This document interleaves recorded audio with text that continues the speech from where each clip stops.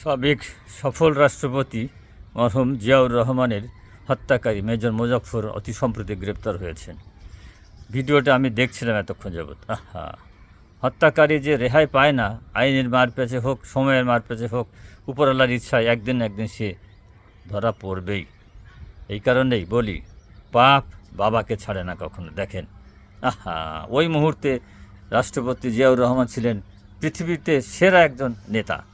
Islamic দেশগুলির ভিতরে তিনি এমনভাবে একটা পরিচিতি লাভ করেছিলেন যে তাকে সবাই শ্রদ্ধা করতে চিনত।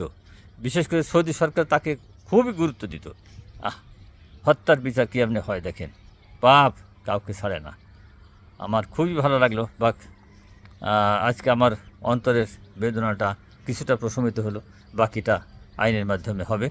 ভালো লাগলে ভিডিওটা লাইক দেন, শেয়ার দেন, ছড়িয়ে দেন, দেখার সুযোগ দেন এবং সতর্ক হন। ভাই, হত্যার মতো জঘন্য অপরাধ কেউ করবেন না। যারা বড় বড় নেতা, বিশেষ করে রাষ্ট্রের প্রধানদের প্রতি যাদের ছেন দৃষ্টি, তাদেরকে অনুরোধ করবো আপনারা ভালো হয়ে যান।